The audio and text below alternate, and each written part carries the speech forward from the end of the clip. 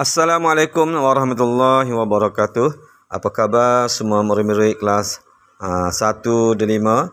Seperti biasa, Ustaz harapkan agar semua murid-murid kelas 1 dan 5 SKS sihat walafiat dan sentiasa bersedia untuk belajar walaupun secara PDPR. Sebelum pelajaran hari ini iaitu mengenai ibadah, tajuk unit 2, kebersihan amalanku. Kita akan belajar hari ini mengenai kebersihan amalanku iaitu mengenai istinja.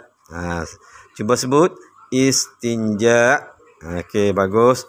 Sebelum Ustaz menerangkan sedikit mengenai istinja, Ustaz ingin mengajak semua murid-murid kelas 1 dan 5 sama-sama membaca Ummul Kitab Al-Fatihah sebagai mengingatkan dan membiasakan membaca ayat surah Al-Fatihah dengan betul dan lebih baik untuk dibaca ketika solat. Mari kita baca sama-sama. Bismillahirrahmanirrahim. Alhamdulillahirabbil alamin. Ar-Rahmanir-Rahim. Maliki yaumiddin. Iyyaka na'budu wa iyyaka nasta'in. Ihdinas siratal mustaqim. Siratal ladzina an'amta 'alaihim ghairil maghdubi 'alaihim waladdallin. Amin. Okey, terima kasih kepada semua murid-murid kelas 1 dan 5. Kerana sudi membaca surah Al-Fatihah bersama-sama Ustaz. Okey, kita kembali kepada tajuk pelajaran kita pada hari ini iaitu kebersihan amalanku, iaitu istinja. Jadi murid-murid sekali lagi sebut istinja. Okey, apa yang dimaksudkan dengan istinja? Okey, cuba ikut Ustaz baca. Istinja ialah perbuatan menghilangkan najis yang keluar dari kubul dan dubur dengan menggunakan air atau benda-benda kesat atau dengan kedua-duanya sekali. Okey, apa murid-murid faham maksud kubul dan dubur? Okey, Ustaz terangkan. Kubul ialah tempat kita buang air kecil, tempat keluarnya air kecil, itu dinamakan kubul.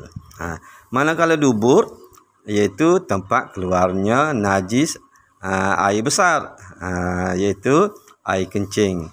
Kalau kubul tadi air kencing, kalau dubur ialah berak.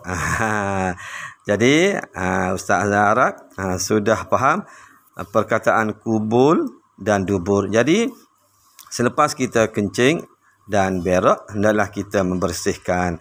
Itulah dinamakan istinja. Okey, faham tu? Hukum istinja adalah wajib. Wajib maksudnya kita mesti membersihkan tempat keluar najis itu, sama ada air kencing ataupun berak, tempat keluar air kencing ataupun tempat keluar berak kita tu. Jadi wajib bersihkan kerana kita nak semayang, kita nak baca Quran dan sebagainya untuk kita beribadah.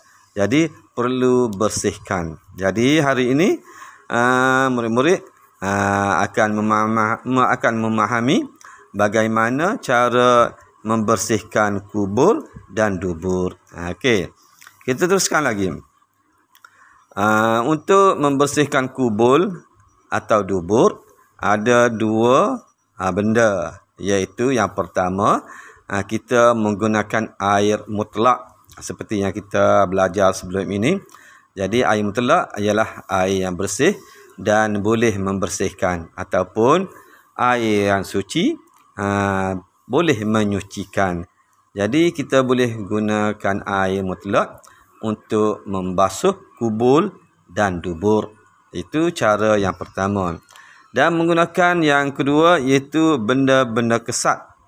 benda-benda kesat yang kesat seperti kertas tisu, tandas, kain, akar kayu, batang-batang kayu kering, daun-daun kayu kering, batu yang kesat dan sebagainya.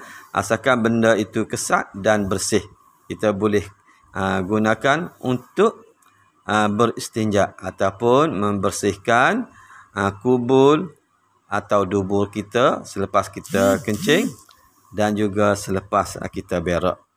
Mungkin murid-murid tidak pernah menggunakan benda-benda kesat ini. Walaupun tidak pernah guna, tapi mesti tahu bahawa boleh menggunakannya untuk membersihkan kubul dan dubur.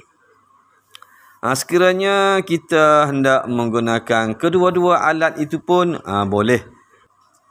Sekiranya murid-murid ingin menggunakan kedua-dua barang itu, iaitu nak guna air dan hendak guna benda kesat, murid-murid hendaklah gunakan bahan kesat dahulu, barulah dibersihkan dengan air. Jadi cuci ataupun bersihkan dengan benda kesat dan disudahkan dengan air. Sedikit penambahan mengenai cara membersihkan dengan benda kesat. Paling kurang hendaklah menggunakan 3 benda kesat. Kalau batu, 3 ketul batu. Kalau kertas, 3 helai kertas. Kalau daun kayu kering, 3 helai daun kayu kering. Itu paling sedikit. Dan bersihkan sehingga bersih. Kalau 3 kali tidak bersih, buat 4 kali. 4 kali tak bersih, buat 5 kali. Dan buatlah sehingga bersih kubul ataupun dubur. Jadi harap tu murid-murid boleh memahami mengenai cara beristinja yang kita bincang pada hari ini. Okey, apa kelebihan beristinja? Kelebihan beristinja pula ialah ibadat solat diterima. Jadi kalau kita buang air besar ataupun berak, bersihnya tidak cuci, maka kalau sembahyang kita tidak diterima oleh Allah. Yang kedua, kesihatan terpelihara. Maksudnya kesihatan kita akan terjejas sekiranya kita tidak membersihkan kubul dan dubur. Dan yang seterusnya, kelebihan beristinja, terhindar daripada penyakit-penyakit seperti kulat dan sebagainya ataupun kudis dan sebagainya. Kalau tidak bersih, sebaik mungkin kubul ataupun dubur. Dan yang terakhir, kelebihan orang beristinja ialah dikasihi Allah. Jadi itulah 4 kelebihan orang-orang yang beristinja. Jadi Ustaz harapkan agar murid-murid kelas 1 dan 5 ini sentiasa mengamalkan istinja dengan sempurna agar segala ibadat kita diterima oleh Allah, dan juga untuk kita menjaga kesihatan kita. Jadi itu saja untuk kelas PDPR kita pada hari ini. InsyaAllah kita akan bertemu lagi pada hari-hari yang berikut.